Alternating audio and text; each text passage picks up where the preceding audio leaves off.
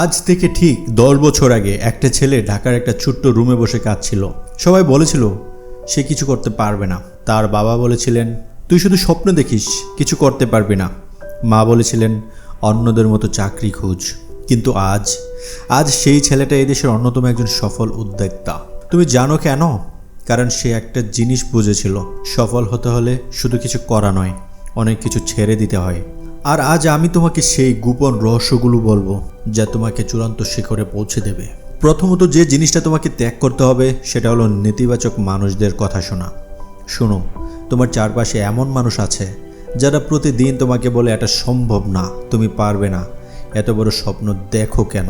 কিন্তু তুমি জানো সত্যিটা কি? যারা নিজেরা কিছু করতে পারেনি তারাই অন্যদের নিরাশ্রিত করে। একজন কৃষকের ছেলে আবুল কালাম হয়েছিলেন রাষ্ট্রপতি। একজন দরিদ্র পরিবারের ছেলে বিল গেটস হয়েছিলেন বিশ্বের সবচেয়ে ধনী মানুষ। তারা কি করেছিলেন? তারা নেতিবাচক কথাগুলো কানে নেননি। আজ থেকেই প্রতিজ্ঞা করো, তুমি শুধু সেই মানুষের কথা শুনবে যারা তোমাকে এগিয়ে নিতে চায়, পেছনে টানতে চায় না। দ্বিতীয়ত যে জিনিসটা ছাড়তে হবে সেটা হলো তোমার আরামের জোন। আমি একটা গল্প বলি। রহিম নামের একটা ছেলে প্রতিদিন সকালে 9টায় উঠত, টিভি দেখত, বন্ধুদের সাথে আড্ডা দিত। সে ভাবত আমি তো খুশি আছি। কিন্তু 5 বছর পর যখন তার সহপাঠীরা ভালো চাকরি, ভালো জীবন পেল, তখন রহিম বুঝলো আরামের মধ্যে থাকলে উন্নতি সম্ভব নয়। সফল মানুষেরা রাত 2টায় ঘুমিয়ে সকাল 5টায় ওঠে। তারা কঠিন কাজ করে, কষ্ট সহ্য করে। মনে রেখো, যদি তুমি সহজ পথে যাও তাহলে জীবনটা কঠিন হয়ে যাবে, কিন্তু যদি কঠিন পথে যাও তাহলে জীবনটা সহজ হয়ে যাবে। আজ থেকেই তোমার আরামের জোন ছেড়ে বেরিয়ে এসো।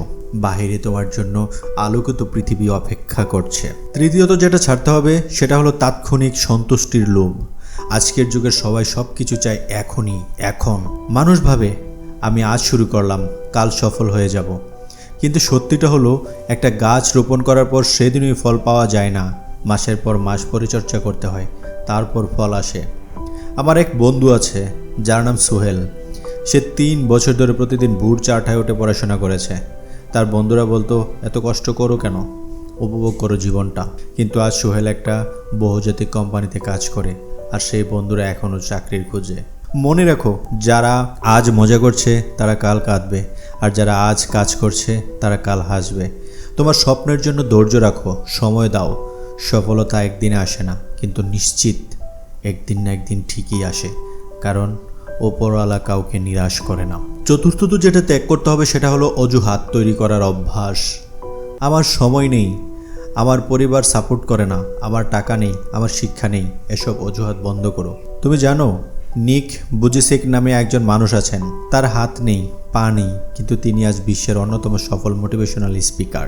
তিনি বলেন, আমার অজুহাত নেই, তাই আমার সীমা নেই। বাংলাদেশে দেখো, রোবানা হক গার্মেন্টস ইন্ডাস্ট্রিতে একজন নারী হয়ে সফল হয়েছেন। ফজলে হাসান আবেদ দরিদ্র পরিবার থেকে এসেও ব্র্যাক প্রতিষ্ঠাতা করেছেন। তারা কি করেছেন? তারা সমস্যার কথা না ভেবে সমাধানের কথা ভেবেছেন। আজ থেকে যখনই মনে অজুহাত আসবে তখনই ভাবো, আমি কিভাবে এটা সম্ভব করতে পারি।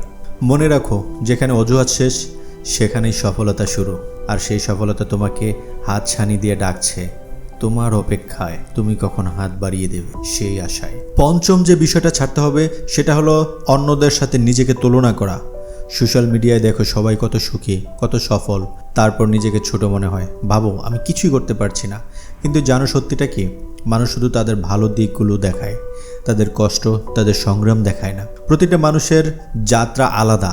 তোমার বন্ধু হয়তো ব্যবসায় সফল, কিন্তু তুমি হয়েছো শিল্পে প্রতিভাবান। তোমার সহকর্মী হয়তো বেতন বেশি পায়, কিন্তু তুমি হয়তো পরিবারের সাথে বেশি সময় পাও।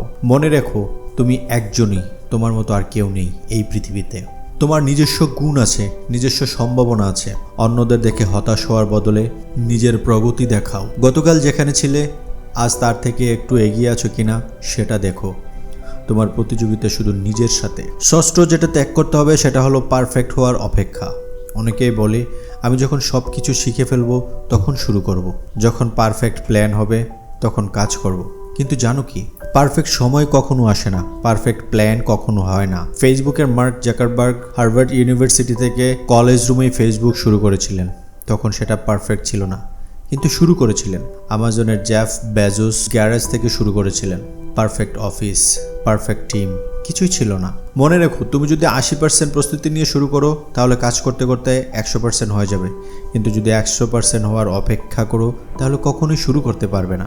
আজই শুরু করো, ছোট করে হলেও করো। পারফেক্ট হওয়ার চেয়ে শুরু করাটাই বেশি গুরুত্বপূর্ণ। সপ্তম এবং সবচেয়ে গুরুত্বপূর্ণ যে জিনিসটা ত্যাগ করতে হবে সেটা হলো ব্যর্থতার ভয়। এই ভয়ের কারণেই মানুষ চেষ্টা করে না, ভাবে যদি ব্যর্থ হই, যদি মানুষ হাসে।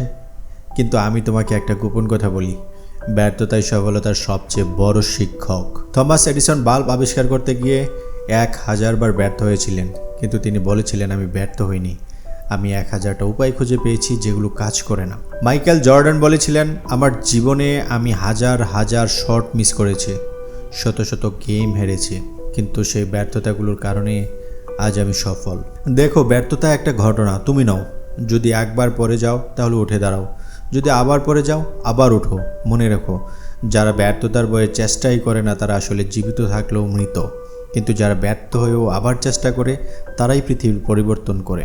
আজ থেকে তোমার নতুন যাত্রা শুরু হোক। মনে রাখো, তোমার ভেতরে অসীম শক্তি লুকিয়ে আছে। তুমি যা হতে চাও তুমি তাই হতে পারো।